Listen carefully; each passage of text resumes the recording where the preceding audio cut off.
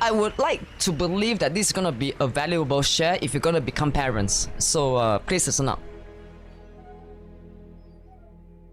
As I'm born in an environment that is bullying, abusive, toxic, always being told that I'm not worthy of good things, I'm only worthy of second-hand stuff, and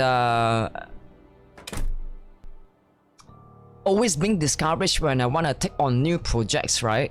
Yeah, this has been my whole, I would say my whole young adult life. Since I was a kid until I was young adult, and up until the point where I finally liberated myself from this toxic environment, and I finally took charge of my life and do whatever the fuck I want. But of course, not breaking laws, not hurting anybody else, if you know what I mean. Okay, so growing up in the environment like this, it makes me not want to do anything at all when I was a kid.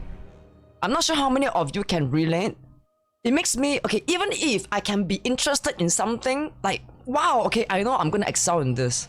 But for some reason, right? For some reason, because of my background, I didn't know back then, of course, I will give up halfway. Always the case.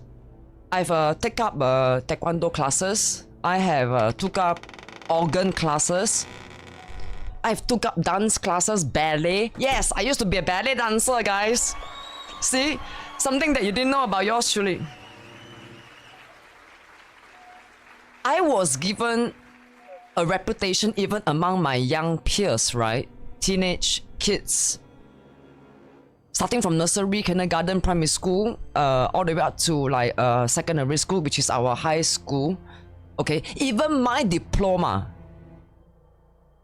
My most proud moments of my life is during these two phases. My ITE technical college and my during the first year of my army military enlistment. Yeah, I was I felt the most normal because that I felt like that was the first time I had the very first time in my life I took control of my life. Well, that's another topic of this chapter of my story, okay? But coming back to the topic of me always giving up on projects halfway, I assure you guys, or ladies, gentlemen, my lovely brown sisters of Neuroisdelicious channel, as your borderline personality host, I'm telling you straight up, this is my own self-awareness and reflection that I realized that deep down inside me there was this little girl or little boy, right, who is crying out for, I wouldn't say crying out, but more like I really wanted to please my parents. And now I realized something as I grew up. Which actually tested and proven, yeah, with achievements we have achieved in this life. I mean, when I say achievement, yeah, it can be achievement that we all did together. But if I were to talk about my own life,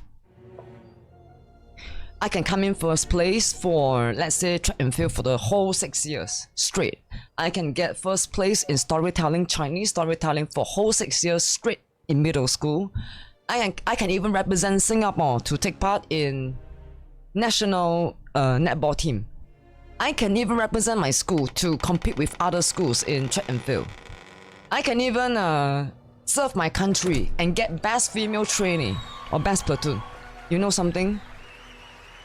I can even score straight A's in my college transcript. My parents still hates me. Do you see the pattern here, guys? So, I hope this is a valuable share that we to be, as we grow up and desire to become parents ourselves, Even if you're not ready to become parents, I hope through this share, we can all realize that why do we always find ourselves in a position where we are very interested in something to start a project to begin with, but why did we, for some reason, just want to give up, man? It's because of the negative voices in our head that has been instilled in our mind ever since we are a kid. A kid with a brain like a sponge, and we believe everything. The people that who were supposed to love us and protect us the most, of course we're gonna believe them, right? So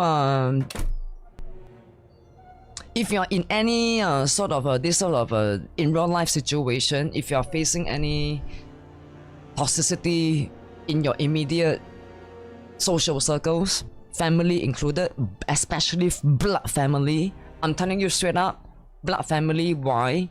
Because like I said and mentioned before, only the closest people in our lives who we truly care about can truly fucking affect us. Like really, really fucking affect us. And the earlier that we come to realization about this psychology, right? The lesser time we're gonna waste and the more time we have to work on our bucket list. Cool dude, aww, I really appreciate that. Everybody in the channel, please all come back. Cool dude.